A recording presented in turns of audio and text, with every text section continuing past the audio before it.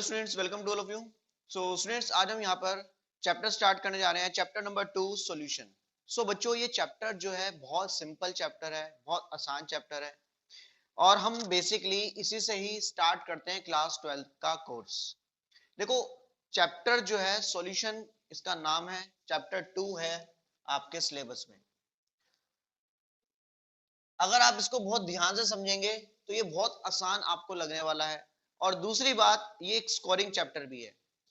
आसान होने के साथ साथ, बहुत इजी होने के साथ साथ, इसके अंदर क्वेश्चन जो आते हैं बेसिकली बहुत आसान क्वेश्चन आते हैं, जिससे बच्चा इजीली स्कोर भी कर सकता है और कम से कम 4 मार्क्स का तो आता ही आता है।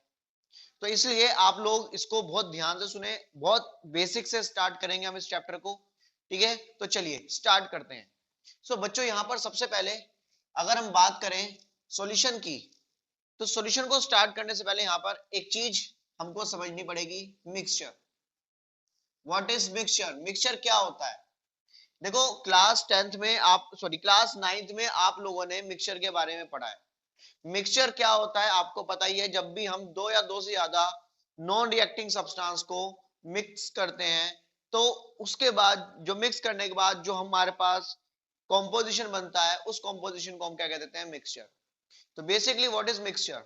Mixture is basically a composition of two or more non reacting substance। ये composition होता है दो या दो से ज्यादा non reacting substance का, उसको हम क्या कह देते हैं बच्चों? मिक्सचर। तो अगर हम इसकी डिफाइन करें डेफिनेशन, तो बेसिकली या हम इसको ऐसे भी डिफाइन कर सकते हैं, the mixing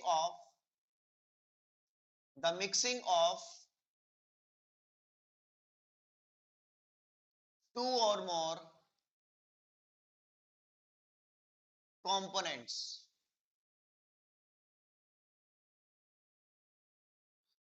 two or more non reacting component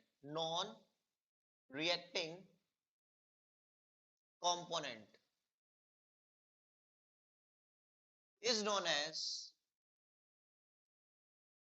mixture. उसको हम क्या कहते हैं? मिक्सचर। बात समझ आती है? जब भी हम दो या दो से ज्यादा चीजों को मिक्स करते हैं और उसको मिक्स करने के बाद जो कॉम्पोजिशन बनता है, उसको हम मिक्सचर कह देते हैं। Is it clear? अब आप लोग जानते हैं मिक्सचर दो तरह के होते हैं।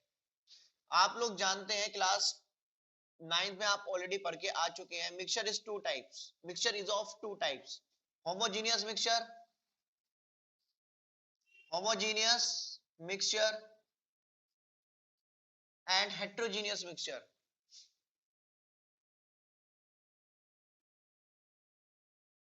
heterogeneous mixture, homogeneous mixture and heterogeneous mixture। Is it clear? तो यहां पर अगर हम देखें होमोजेनियस मिक्सचर क्या होता है, हेट्रोजीनियस मिक्सचर क्या होता है, उसको समझते हैं। देखो बच्चों, आपने क्या करा, एक गिलास पानी लिया और उसके अंदर 1 स्पून शुगर को ऐड करा। You take 1 glass of water and add 1 spoon of sugar and stir that sugar in the water। और वाटर के अंदर उस शुगर को हम स्टिर कर देंगे। What you will observe? You observe that the sugar get completely dissolved in the glass of water and there is a uniform distribution of the sugar। Sugar का क्या हो जाएगा? यूनिफॉर्म डिस्ट्रीब्यूशन हो जाएगा। इट मींस पूरे glass के अंदर sugar की जो अमाउंट है यूनिफॉर्म डिस्ट्रीब्यूट हो जाएगी। अगर आप उस शुगर सॉल्यूशन को ड्रिंक करते हैं, from the first sip to the last sip, पहले सिप से आखिरी सिप तक जो उसका टेस्ट आएगा वो एक ही जैसा रहेगा। इसका मतलब from the first sip to the last sip, sugar का जो बेसिकली क्या होता है, शुगर का जो वहां पर कॉम्पोजिशन है वो यूनिफॉर्म डिस्ट्रीब्यूशन हुआ है। जो शुगर का जो डिस्ट्रीब्यूशन हुआ है, ये यूनिफॉर्म डिस्ट्रीब्यूशन हुआ है। बात समझ आ गई? तो यहां पर कैसा डिस्ट्रीब्यूशन होता है? ये एक यूनिफॉर्म डिस्ट्रीब्यूशन होता है, यूनिफॉर्म डिस्ट्रीब्यूशन या यूनिफॉर्म कॉम्पोजिशन वर्ड यूज कर लेते हैं। Uniform composition of solute in solvent.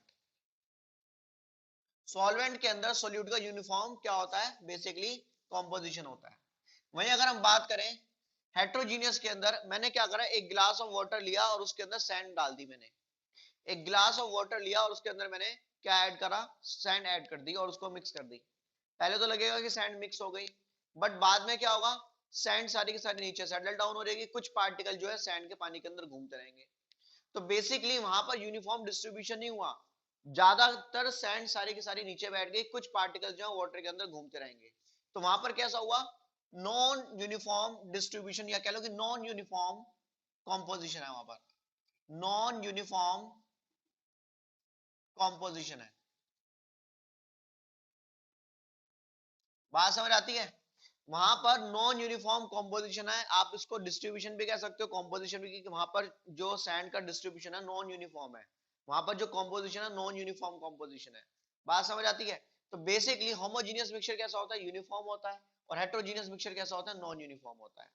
अब आगे हम बात करें, शुगर सॉल्यूशन ऊपर से लेकर नीचे तक एक ही जैसा नजर आ रहा है, शुगर सॉल्यूशन ऊपर से लेकर नीचे तक एक ही जैसा नजर आ रहा है, वहां पर आपको कुछ भी ऐसा नहीं नजर आ रहा कि कहीं पर शुगर ज्यादा है कहीं पे शुगर कम है, यूनिफॉर्म है और सारा का सारा एक जैसा नजर आ रहा है, कहीं पे शुगर की लेयर अलग नहीं नजर आ रही, पानी की लेयर अलग नहीं नजर आ रही है। वहां पर क्या है, सिंगल फेज आपका मिक्सचर है।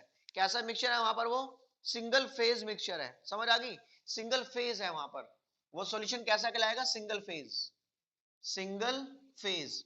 आई होप आप लोग सिंगल फेज का मतलब समझ गए होंगे कि शुगर और वाटर की कोई अलग लेयर नहीं बन रही है, शुगर और वाटर पूरे के पूरे सॉल्यूशन के अंदर यूनिफॉर्मली डिस्ट्रीब्यूशन हुआ हुआ है उसका, कहीं पर भी आपको सेपरेट लेयर नजर नहीं आ रही। वहीं अगर हम बात करें सैंड सॉल्यूशन की, हेटेरोजेनियस मिक्सचर की, सैंड का जो हमने मिक्सचर बनाया था उसके अंदर सैंड की लेयर अलग नजर आ रही थी और वाटर की लेयर अलग नजर आ रही थी।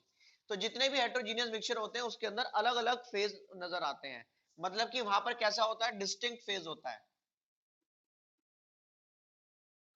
डिस्टिंक्ट फेज, मतलब कि वहां पर एक से ज्यादा फेज देखने को मिलेंगे, डिस्टिंक्ट फेज देखने को मिलेंगे वहां पर। इज इट क्लियर, तो डिस्टिंक्ट फेज और वहां पर सिंगल फेज। तो ये बेसिकली हमारा यहाँ पर होमोजीनियस और हेटेरोजीनियस के बीच में थोड़ा सा डिफरेंस होता है।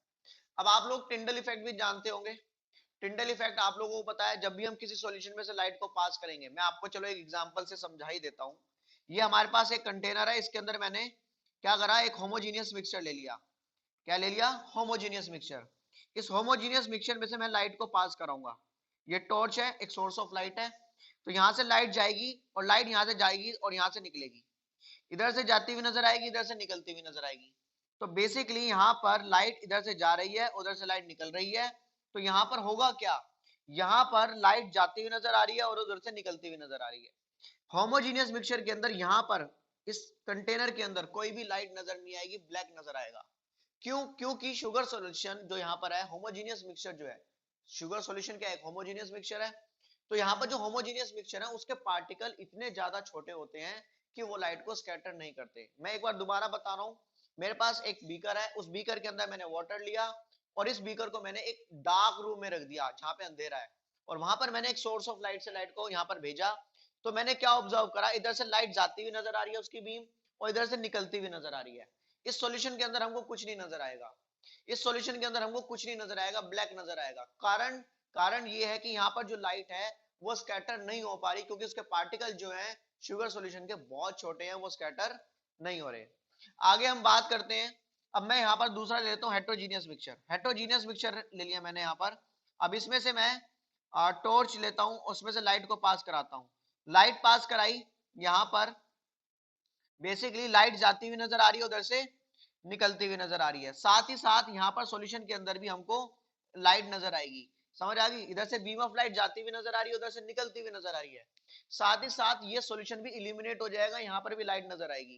कारण क्या है, जो हेट्रोजीनियस मिक्सचर होते हैं उसके पार्टिकल का साइज इतना बड़ा होता है कि वो लाइट को स्कैटर कर देते हैं, और लाइट को स्कैटर करने की वजह से ये वाला पाथ इल्यूमिनेट हो जाता है, ये वाला पाथ भी हमको इल्यूमिनेट हो जाता है। यहाँ पर पार्टिकल इतने छोटे थे कि वो लाइट को स्कैटर नहीं कर पा रहे थे। इस प्रोसेस को हम क्या कह देते हैं, टिंडल इफेक्ट। तो होमोजीनियस मिक्सचर जो होते हैं वो टिंडल इफेक्ट शो करते हैं, टिंडल इफेक्ट। और ये क्या है, do not show Tyndall effect, Tyndall effect show नहीं करेंगे। आई बात समझ, चलिए अब हमारा यहाँ पर बात हो गई मिक्सचर, मिक्सचर के टाइप की बात हो गई। अब देखो बच्चों, अब ये मिक्सचर बेसिकली तीन तरह के होते थे, आप लोगों को पता ही है, एक ट्रू सॉल्यूशन होता था, एक कोलोइड होता था, और एक होता था basically suspension. True solution, colloid, suspension. तो यहां पर अभी हम बात करेंगे solution, true solution means solution की बात करेंगे। दूसरी बात जो है कोलोइड की, कोलोइड का हमारा जो टॉपिक है वो नेक्स्ट चैप्टर के अंदर आएगा, मतलब नेक्स्ट मींस आगे हम चैप्टर नंबर 5 जब पढ़ेंगे उसके अंदर सरफेस केमिस्ट्री के अंदर कोलॉइड के बारे में डिटेल में पढ़ेंगे। सो यहाँ पर इस चैप्टर के अंदर हमको सिर्फ ट्रू सॉल्यूशन कह लो या खाली सॉल्यूशन कह लो, एक ही बात है, इसके बारे में पढ़ना है। तो यहाँ पर हम डेफिनेशन देखते हैं सॉल्यूशन की। What is solution? अभी आपको मैंने बताया सॉल्यूशन जो होता है वो होमोजेनियस मिक्सचर होता है। मैं यहाँ पे लिख देता हूँ, होमोजेनियस मिक्सचर कौन सा होगा? True solution. ट्रू सॉल्यूशन जो होगा वो होमोजेनियस मिक्सचर होगा। और वहीं हम बात करें अगर हेट्रोजीनियस की, तो colloid and suspension, colloid and suspension जो है वो क्या कहलाएंगे आपके? Heterogeneous mixture. बात समझ आती है? तो वो हेट्रोजीनियस मिक्सचर कहलाएंगे। अब देखो बच्चों, सॉल्यूशन की अगर हम बात करें, सॉल्यूशन क्या होता है? What is solution? ठीक है ना, solution is homogeneous mixture. Solution क्या है? होमोजेनियस मिक्सचर है। किसका होमोजेनियस मिक्सचर है? टू और मोर कंपोनेंट्स का होमोजेनियस मिक्सचर है। तो अगर हम इसको डिफाइन करें तो कैसे डिफाइन करेंगे? It is an homogeneous mixture of two or more components, two or more components. It is an homogeneous mixture of two or more components. बात समझ आ गई? तो सॉल्यूशन क्या होता है? होमोजेनियस मिक्सचर होता है टू और more components. It can not be separated by filtration, sedimentation और centrifugation। ना तो इसको सेंट्रीफ्यूगेशन से सेपरेट करा जा सकता, ना ही फिल्ट्रेशन से सेपरेट करा जा सकता, ना ही सेडिमेंटेशन से। आप खुद सोचो ना बच्चों, मैंने शुगर सॉल्यूशन बनाया है ना, मैंने एक शुगर सॉल्यूशन बनाया, क्या अब मैं उसको किसी छन्नी से क्या सेपरेट कर सकता हूं? क्या फिल्टर करके सेपरेट कर सकता हूं उसको मैं? मतलब कि चाय छन्नी ले लूं, उसमें से शुगर सॉल्यूशन को पास करूं, शुगर ऊपर रह जाएगी और पानी नीचे आ जाएगा। ऐसे कैसे हो सकता है बच्चों? कोई ऐसी छन्नी बनी ही नहीं, कोई ऐसा फिल्टर बना ही नहीं जिसमें से शुगर और पानी को सेपरेट करा जा सके शुगर सॉल्यूशन में से। ऐसे ही सेडिमेंटेशन, सेडिमेंटेशन क्या होता है? जैसे सैंड को मैंने पानी के अंदर मिक्स करा और थोड़ी देर के लिए अनडिस्टर्ब रख दिया, तो सैंड के पार्टिकल सारे के सारे नीचे बैठ जाएंगे ना। सेडिमेंटेशन प्रोसेस क्या होता है कि अगर हम कोई मिक्सचर बना रहे हैं और उस मिक्सचर को थोड़ी देर के लिए रख दें, तो जो हमने उसके अंदर डिसॉल्व करा है वो पार्टिकल सारे के सारे नीचे बैठ जाएंगे। जैसे कि मैंने अभी एग्जांपल लिया, सैंड को मैंने पानी के अंदर मिक्स करा, तो सारे के सारे सैंड पार्टिकल नीचे सेटल डाउन हो जाएंगे, और जब वो नीचे सेटल डाउन हो जाएंगे तो एक डिफरेंट लेयर बन जाएगी। इस प्रोसेस को हम क्या कहते हैं? सेडिमेंटेशन। क्या शुगर सॉल्यूशन को हम अगर थोड़ी देर के लिए 1 घंटा 10 घंटे या पूरे दिन के लिए भी रख देना, तो भी शुगर के पार्टिकल नीचे सेटल डाउन नहीं होंगे। समझ आ गई? तो सेडिमेंटेशन से उसको सेपरेट नहीं कर सकते। अगर शुगर के पार्टिकल सारे नीचे सेटल डाउन हो जाते तो ऊपर से पानी निकाल लेते, नीचे शुगर आ जाती, लेकिन ऐसा होगा ही नहीं, शुगर के पार्टिकल नीचे सेटल डाउन होंगे ही नहीं। ठीक है ना? तो ऐसे ही आता है सेंट्रीफिकेशन। सेंट्रीफिकेशन मशीन आप लोगों ने देखी होगी डेयरी पे, डेयरी पे मिल्क में से वाटर और फैट को अलग करा जाता है, लेकिन ऐसा कोई यहाँ पर सेंट्रीफिकेशन प्रोसेस देखने को नहीं मिलेगा। आती है बात समझ? चलिए अब आगे बात करते हैं। सेंट्रीफिकेशन हो गया आपका। अब बेसिकली आगे बात करते हैं, मतलब कि हमने यहाँ पर बता दिया कि इससे सेपरेट नहीं हो सकता। अब यहाँ पर बेसिकली जो सॉल्यूशन है, इस मैंने कहा कि टू और मोर कंपोनेंट्स को मिक्स करके बनता है, टू और मोर कंपोनेंट्स को मिक्स करके बनता है।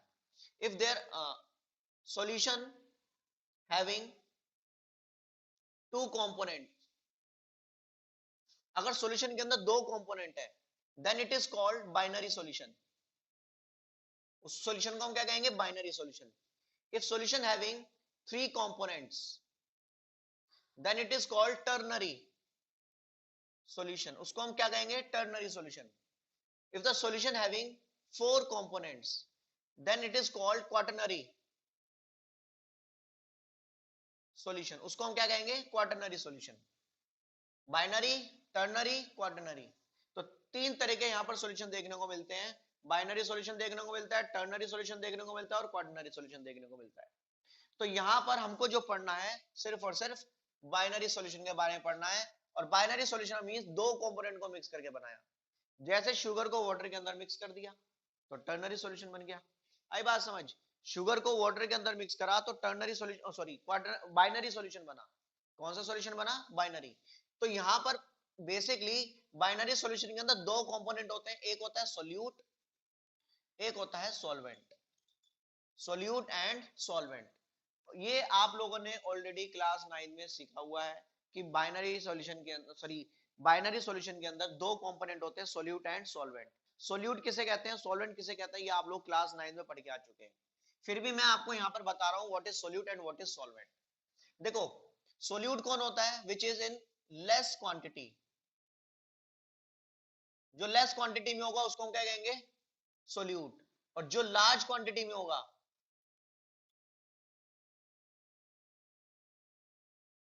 जो लार्ज क्वांटिटी में होगा उसको हम क्या कहेंगे, सॉल्वेंट।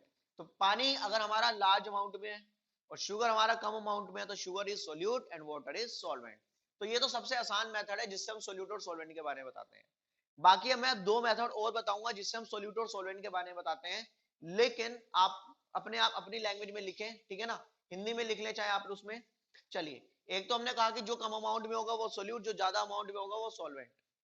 दूसरा हम इस तरह से डिफाइन कर देते हैं कि जो सब्सटेंस जिसको हम ऐड करते हैं, जिसको ऐड कर रहे हैं वो सोल्यूट, और जिसके अंदर ऐड कर रहे हैं वो solvent.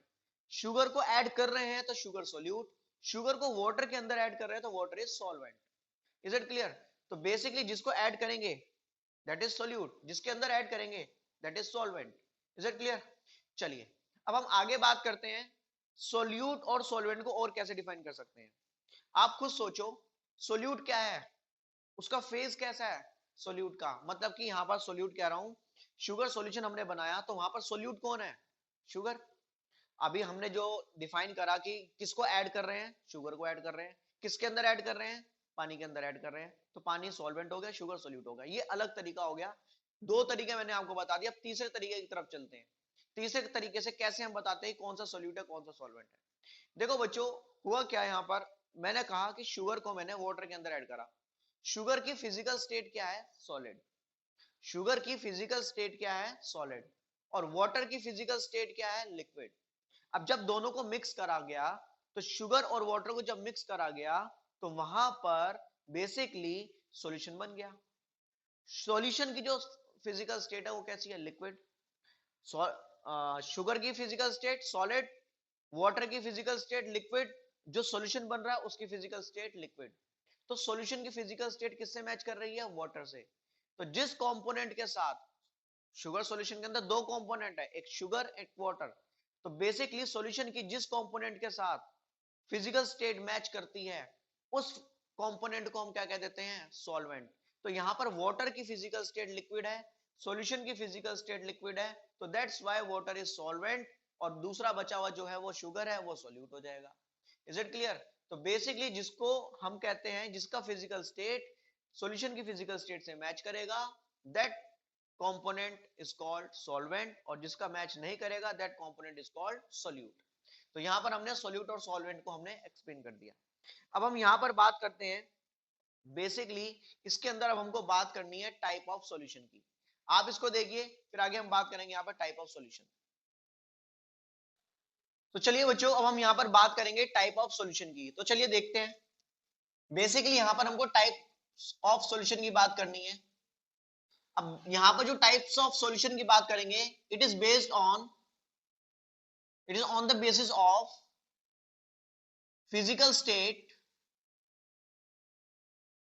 Of solute and solvent. Solute and solvent के बेसिस पे हम यहां पर बात करेंगे। Is it clear? तो चलिए, अब आगे हम बात करते हैं यहां पर types of solution on the basis of physical state of solute and solvent.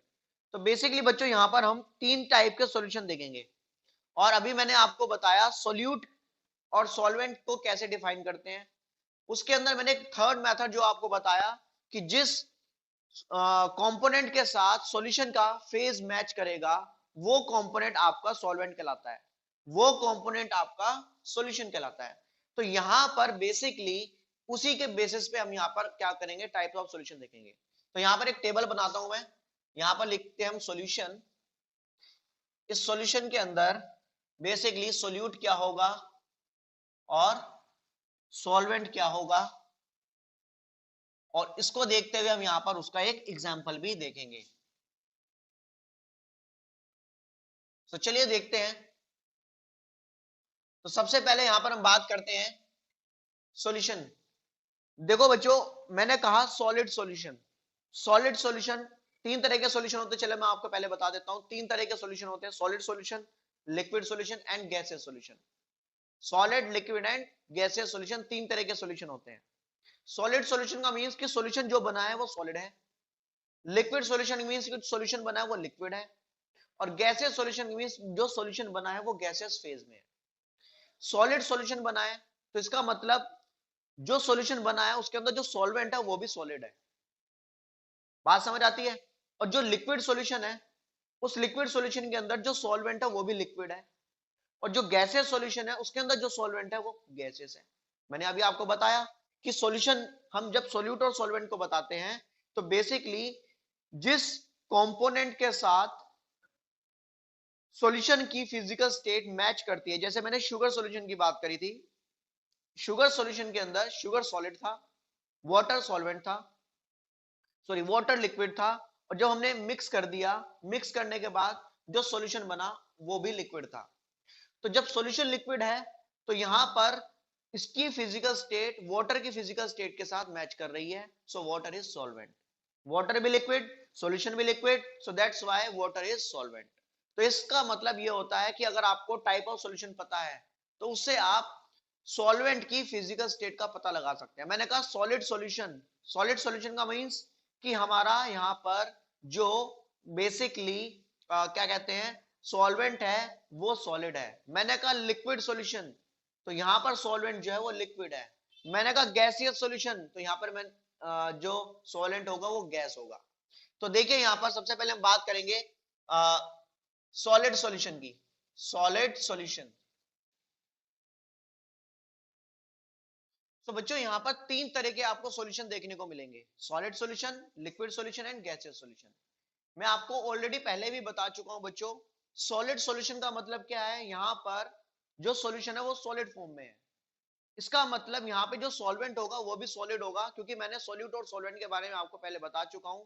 Solid, sorry, अगर आपका सॉल्यूशन जो है सॉलिड फॉर्म में बन रहा है तो आपका सॉल्यूट जो सॉल्वेंट जो होगा वो सॉलिड होगा, क्योंकि जिस कंपोनेंट के साथ फिजिकल स्टेट मैच करती है सॉल्यूशन की, वो कंपोनेंट आपका सॉल्वेंट कहलाता है। जैसे कि हमने शुगर सॉल्यूशन ही लिया था। शुगर सॉल्यूशन के अंदर वाटर की फिजिकल स्टेट लिक्विड थी, सॉल्यूशन की फिजिकल स्टेट लिक्विड थी, इसलिए वाटर को सॉल्वेंट कहा गया। Is it clear? तो चलिए यहां पर सॉलिड सॉल्यूशन की बात करेंगे, तो इसका मतलब यहाँ पे सॉल्वेंट कौन होने वाला है? सॉलिड। और यहाँ पर सॉलिड सॉल्यूशन तीन तरह के देखने को मिलेंगे, तो इसलिए मैं सॉलिड को मैं तीन बार लिख लेता हूं। तो यहाँ पे सॉल्वेंट क्या देखने को मिलेगा? सॉलिड। सॉल्वेंट सॉलिड होगा सॉलिड सॉल्यूशन के अंदर। अब सबसे पहले मैं सॉलिड को सॉलिड के अंदर मिक्स करता हूं। सॉलिड को सॉलिड के अंदर मिक्स करेंगे तो यहाँ पर एक सॉल्यूशन बनेगा। और देखो एग्जांपल होता है इसका एलॉय। दो मेटल्स को पिघलाकर मिक्स कर दो और आपका एलॉय बन जाएगा। और जो एलॉय होगा उसके अंदर आप पता नहीं लगा सकते कौन सा मेटल कहां है, मिक्स हो गया वो कंप्लीटली। तो बेसिकली जितने भी एलॉयज होते हैं, alloys are the basically solid solution. Is it clear? And solid in solid, solute भी solid, solvent भी solid. अब बात करते हैं लिक्विड इन सॉलिड। लिक्विड को सॉलिड के अंदर मिक्स करना है। इसका एग्जांपल अगर हम देखें, लिक्विड इन सॉलिड का एग्जांपल अगर हम देखें, यहां पर zinc amalgam, zinc mercury amalgam. Zinc mercury amalgam कैसे? देखो, जिंक होता है सॉलिड। हमारे पास एक जिंक की प्लेट होगी, उसको हम खुरच देंगे, उसको स्क्रैच कर देंगे, फिर उसके ऊपर हम मरकरी ऐड करेंगे। आपको पता है मरकरी कौन से फॉर्म में होता है? लिक्विड फॉर्म में होता है। तो बेसिकली मरकरी लिक्विड है, सॉल्यूट, और जिंक सॉलिड है, सॉल्वेंट। तो आपका सॉलिड सॉल्यूशन बनेगा। Is it clear? आप एमलगम किसी का भी बना सकते हैं। आप एमलगम मरकरी का बना, सॉरी जिंक का बनाए, सोडियम का बनाए, पोटेशियम का बनाए, बस आयरन का छोड़ के किसी भी मेटल का बना सकते हैं। Is it clear? सो यहां पर लिक्विड इन सॉलिड हो गया। अब हम बात करेंगे गैस इन सॉलिड। गैस को सॉलिड के अंदर मिक्स करेंगे। इसका एग्जांपल होता है हाइड्रोजनेशन, हाइड्रोजनेशन इन प्लेटिनम, पैलेडियम।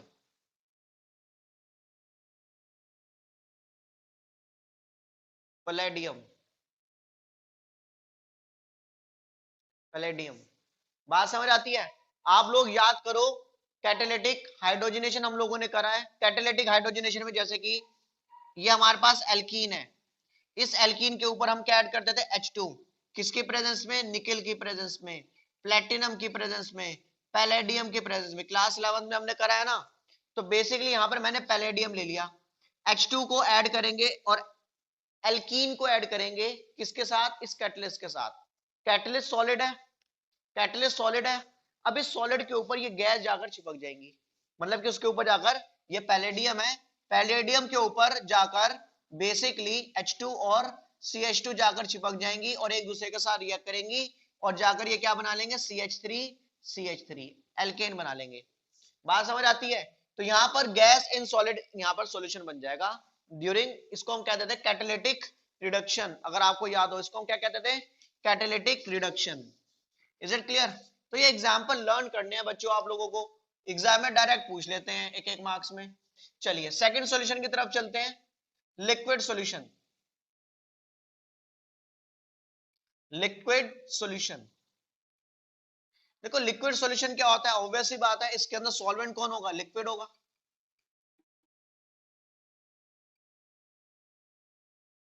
सॉल्वेंट आपका लिक्विड होगा और इसके अंदर सोल्यूट जो है, अब हम इसमें अलग अलग तरह के सोल्यूट डालेंगे और उसके अकॉर्डिंगली सॉल्यूशन बनाएंगे। तो सॉलिड को लिक्विड के अंदर ऐड करता हूं तो हमारा एक सॉल्यूशन बनेगा, example sugar plus water, sugar solution बन गया, शुगर प्लस वाटर। ऐसे ही अगर मैं लिक्विड को लिक्विड के अंदर मिक्स करूं, जैसे कि अल्कोहल प्लस वाटर, तो ये भी लिक्विड सॉल्यूशन बनेगा आपका। और गैस को लिक्विड के अंदर मिक्स करूं, एरिएटेड ड्रिंक्स, एरिएटेड ड्रिंक्स, या कह लो कि सॉफ्ट ड्रिंक्स, सॉफ्ट ड्रिंक्स। आप देखो ना जितनी भी कोल्ड ड्रिंक्स होती हैं उसके अंदर क्या है, उसके अंदर क्या है, उसके अंदर पानी है, मतलब लिक्विड है, और लिक्विड के अंदर CO2 गैस है, लिक्विड के अंदर CO2 गैस है। तो बेसिकली जितनी भी एरिएटेड ड्रिंक्स होती है जिनके अंदर गैस होती है, वो सब के सब क्या होते हैं, बेसिकली गैस इन लिक्विड, मतलब कि liquid solution. Is it clear? चलिए अब आगे आता है third solution, that one is gaseous solution. Gaseous solution, इसका एग्जांपल देखते हैं गैसियस सॉल्यूशन का। तो गैसियस सॉल्यूशन है तो यहां पर सॉल्वेंट कौन होगा, गैस, और ये भी तीन प्रकार के होंगे। Is it clear? तो चलिए देखते हैं। अगर मैं सॉलिड को गैस के अंदर डालता हूं तो एग्जांपल देखना पड़ेगा हमको, सॉलिड इन गैस। देखो बच्चों, कैम्फर आप लोग जानती हो, कैम्फर कपूर, कपूर पड़े पड़े सॉलिड से इवेपोरेट हो जाता है, मतलब कि उसका सब्लिमेशन हो जाता है। एयर क्या है, गैस। तो अगर मैं यहां पर कपूर रख देता हूं, कपूर के पार्टिकल हवा में चले जाएंगे। कपूर ना लो, आयोडीन ले लो, आयोडीन सब्लिमाइन हो जाता है, इसके पार्टिकल सीधा हवा में चले जाते हैं सॉलिड से गैस की फॉर्म में। तो आयोडीन प्लस एयर, आयोडीन को एयर में भेज दो, आयोडीन के पार्टिकल एयर के अंदर मिक्स हो जाएंगे। आयोडीन सॉलिड है, गैस एयर है। बात समझ आ गई? तो एयर जो है वो गैस है हमारी, तो यहां पर आपका क्या बन जाएगा, gaseous solution. Is it clear? चलिए अब बात करते हैं liquid in gas. Liquid in gas में आता है आपका एग्जांपल ह्यूमिड एयर। क्या आता है, ह्यूमिड एयर। ह्यूमिड एयर कैसी होती है आपको पता ही है, जब बहुत ज्यादा नमी हो जाती है हमारे सराउंडिंग में, मतलब कि हमारे एटमॉस्फेयर में बहुत ज्यादा पानी आ जाता है। आप लोग देखते होंगे जून जुलाई के महीने में, देखो आज भी टेम्परेचर हमारा अप्रैल के महीने में लगभग कितना है, लगभग आप ये समझ के चलो 35 से 30 के बीच में टेम्परेचर रहता है। दोपहर के टाइम तो 35 डिग्री सेल्सियस हो ही जाता है, और यही लगभग टेम्परेचर 35 से 40 डिग्री के अराउंड आपका जून जुलाई के महीने में होता है, मई जून जुलाई के महीने में। लेकिन अब हमको गर्मी कम लगती है अप्रैल के महीने में, और इसी टेम्परेचर पे लगभग जून जुलाई के महीने में हमको गर्मी ज्यादा लगती है। कारण क्या है, हमारा अभी एटमॉस्फेयर के अंदर जो एयर है वो ड्राई है, उसके अंदर मॉइस्चर नहीं है। जब जून जुलाई के महीने में जाएंगे तो वहां पे मॉइस्चर एयर के अंदर बहुत ज्यादा आ जाता है, जिसकी वजह से हमारा स्वेट सूख नहीं पाता, जिसकी वजह से हमको गर्मी ज्यादा लगती है। तो ये होती है ह्यूमिड एयर, हवा में नमी का होना, मॉइस्चर का होना, उसको हम कहते हैं ह्यूमिड एयर। हवा में पानी के वेपर चले गए, पानी का वेपर है एयर के अंदर, और एयर क्या है, गैस। वाटर हो गया लिक्विड और एयर होगी गैस, तो gas liquid in gas, liquid in gas, और क्या बन जाएगा, gases solution, example humid air. आगे बात करते हैं गैस इन गैस, दो गैस को मिक्स कर दो, ये तो आप लोग जानती हो हमारी एयर, एयर के अंदर दो चीजें हैं main component, oxygen and nitrogen. Mixture of oxygen and nitrogen, इन दोनों का मिक्सचर ले लें, हमारा एयर बेसिकली इन दोनों का ही तो मिक्सचर है लगभग, तो बेसिकली नाइट्रोजन और ऑक्सीजन का मिक्स कर दो तो क्या बन जाएगा, gases solution, gas in gas. और भी किसी भी गैस को मिक्स कर सकते हैं, जरूरी नहीं है कि इन दोनों को ही करना है, दूसरी कोई भी गैसेस जो रिएक्ट ना करती हो उनको मिक्स कर दो। हीलियम को ऑक्सीजन के साथ मिक्स कर दो, हीलियम प्लस ऑक्सीजन इन दोनों को मिक्स कर दो, तो ये भी गैसेस सॉल्यूशन बन जाएगा आपका। आई बात समझ, तो टोटल यहाँ पर 9 टाइप के सॉल्यूशन हो गए बच्चों, टोटल यहाँ पर 9 टाइप्स के सॉल्यूशन हो गए, और उसमें बेसिकली 3 सॉलिड सॉल्यूशन है, 3 लिक्विड सॉल्यूशन है और 3 गैसेस सॉल्यूशन है। Is it clear? चलिए अब बच्चों यहाँ पर लिक्विड सॉल्यूशन की मैं अगर बात करूं, लिक्विड सॉल्यूशन भी दो तरह के होते हैं, लिक्विड सॉल्यूशन भी दो तरह के होते हैं। लिक्विड सॉल्यूशन एक होता है एक्वस और एक होता है नॉन एक्वस, एक एक्वस सॉल्यूशन और एक non aqueous solution. Aqueous solution में सॉल्वेंट कौन होता है, सॉल्वेंट इज वाटर, और नॉन एक्वस सॉल्यूशन में सॉल्वेंट कौन होता है, अदर देन वाटर। सॉल्वेंट जो होता है, solvent is other than water, solvent जो होता है अदर देन वाटर होता है। Is it clear? सो यहां पर solvent is other than water, solvent other than water होगा तो कौन होगा, like benzene, ether, acetone etcetera, तो बेसिकली ये नॉन एक्वस सॉल्यूशन है। आई बात समझ, तो यहां पर नॉन एक्वस सॉल्यूशन और ये एक्वस सॉल्यूशन, इस तरीके से हम यहां पर लिक्विड सॉल्यूशन को डिफाइन करते हैं। तो आई होप आप लोगों को आज का टॉपिक क्लियर हुआ होगा बच्चों, इसको ध्यान से पढ़े। अच्छा एक क्वेश्चन है आपके सामने, मैं क्वेश्चन पूछ लेता हूं जो कि अधिकतर पूछा जाता है, give an example of liquid solution, ऐसे किसी का भी पूछ सकते हैं, सॉलिड का भी गैस का भी। गिव एन एग्जांपल ऑफ, चलो मैं यहां पे लिख देता हूं, give an example of liquid solution in which solute is gas, जिसके अंदर सोल्यूट क्या होगी, गैस। तो यहां पर देखो उन्होंने इनडायरेक्टली हमको सारी बातें दे दी, आपको सोल्यूट बता दिया गैस है, और यहां पर कह दिया liquid solution, liquid solution means कि सॉल्वेंट कौन होगा, लिक्विड, सोल्यूट उन्होंने दे दी गैस, तो यहां पर एग्जांपल आ जाएगा एरिएटेड ड्रिंक्स। इसका आंसर क्या आ जाएगा, aerated drinks, soft drinks, soft drinks, aerated drinks एक ही बात है, कार्बोनेटेड ड्रिंक्स। तो इस तरीके से यहां पर क्वेश्चन पूछा जाता है कि टाइप ऑफ सॉल्यूशन में से क्वेश्चन कैसे आएगा, ये आपके सामने एग्जांपल है, एक मार्क में क्वेश्चन अधिकतर पूछ लेते हैं। आपसे ऐसे भी पूछ सकते हैं उल्टा, सॉफ्ट ड्रिंक दे देंगे, right the solute and solvent of the given solution, इस सॉल्यूशन के अंदर सोल्यूट और सॉल्वेंट बताओ। अब आपको याद रखना है सॉफ्ट ड्रिंक, सॉफ्ट ड्रिंक के अंदर गैस है, लिक्विड है, गैस डाली गई लिक्विड के अंदर, लिक्विड सॉल्यूशन बनाइए, तो यहां पर लिक्विड जो है सॉल्वेंट है और गैस जो है सॉल्यूट है। Is it clear? So I hope आप लोगों को आज का टॉपिक सब कुछ समझ आ गया होगा, सॉल्यूशन क्या होता है, उसके टाइप ऑफ सॉल्यूशन क्या होता है। कल हम यहां पर आगे बात करेंगे कंसंट्रेशन टर्म की। सो बच्चों आज के लिए हम यहां पर इतना ही करते हैं। Okay, thank you all of you.